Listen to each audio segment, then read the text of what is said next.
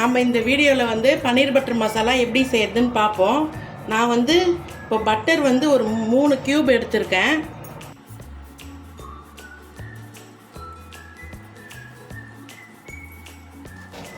இதுலேயே கூடவே கொஞ்சம் ஆயிலும் நம்ம மிக்ஸ் பண்ணிப்போம்.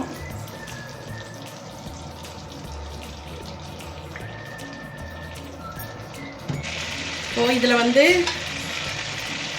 ஒரு பட்டை, 2 கிராம்பு, 2 ஏலக்காய், ஒரு 7-8 முந்திரி சேர்த்துக்கிறேன். இது கொஞ்சம் லைட்டாக அப்படியே வதங்கட்டும், லைட்டாக ஸ்மெல் வரும்.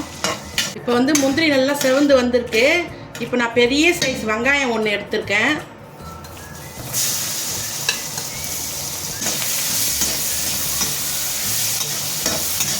கூடவே ஒரு 6-7 பல்லு பூண்டு, ஒரு சின்ன துண்டு இஞ்சி. இப்போ இது வதங்கிறதுக்கு கொஞ்சமாக கல் உப்பு சேர்த்துக்கலாம்.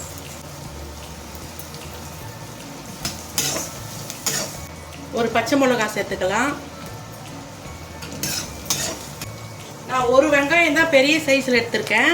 தக்காளி வந்து 3 தக்காளி, நார்மல் சைஸில் 3 தக்காளி. பன்னீர் பட்டர் மசாலாவுக்கு வெங்காயம் கம்மியாகவும் தக்காளி கொஞ்சம் அதிகமாகவும் போடணும்.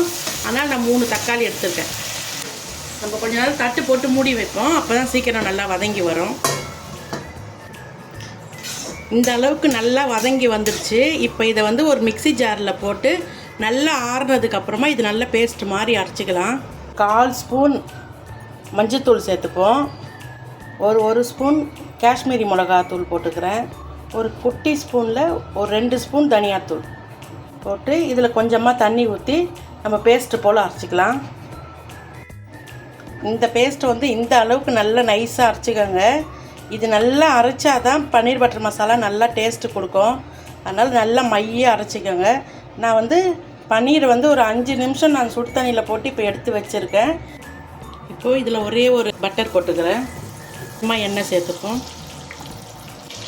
இப்போ நம்ம பேஸ்ட்டு போல் அரைச்சி வச்சிருந்ததில் இந்த விழுதை இதில் சேர்த்துக்கலாம்.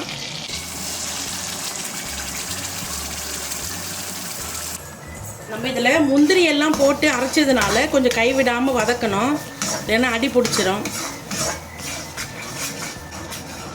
இப்போ நம்ம இந்த மிக்ஸி ஜாரை கழுவி அலசி வச்சுருக்கோம். இந்த தண்ணியை நம்ம இதிலே சேர்த்துப்போம். இந்த பச்சை வாசனை போகிற வரைக்கும் நம்ம கொஞ்சம் இதை ஆஃப் ஃப்ளேம்லேயே வச்சு நம்ம கலரினே இருக்கணும்.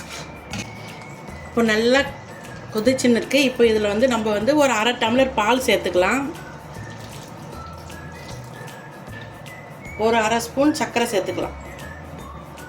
லைட்டாக ஒரு ஸ்வீட் வந்தால் தான் அந்த பன்னீர் பட்டர் மசாலா சூப்பராக இருக்கும். உங்களுக்கு வந்து எந்த திக்கு வரணுமோ அந்த அளவுக்கு நம்ம இப்படியே சிம்மில் வச்சு கொதிக்க விட்டு ஒரு இறக்கிறதுக்கு ஒரு 5 நிமிஷம் இருக்கும் போது தான் நம்ம வந்து அந்த பன்னீரை போடணும். ரொம்ப நேரம் போட்டு வெந்துருச்சுன்னா அப்படி ரப்பர் மாதிரி ஆகிடும். இப்போ நம்ம ஒரு 5 நிமிஷம் சிம்மில் வச்சுட்டு தட்டு போட்டு மூடி வைப்போம். லைட்டாக அந்த எண்ணெய் பிரிஞ்சு வரும்போது நம்ம வந்து பன்னீரை போடலாம்.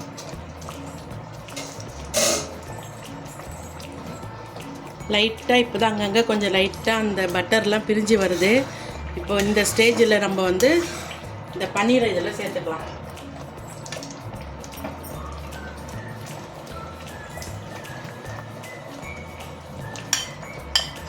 ஒரு 5 நிமிஷம் தான் இருக்கணும். ரொம்ப நேரம் வேக விட்டோம்னா பன்னீர் வந்து ரப்பர் மாதிரி ஆகிடும். ஒரு 5 நிமிஷம் அப்படியே சிம்மில் வச்சு தட்டு போட்டு மூடி வைப்போம்.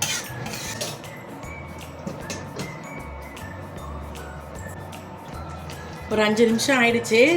இப்போ வந்து கொஞ்சம் கஸ்தூரி மேத்தி எடுத்துருக்கேன். இதை வந்து நல்லா கையில் உள்ளங்கையில் வச்சு நல்லா இப்படி கசக்கிட்டு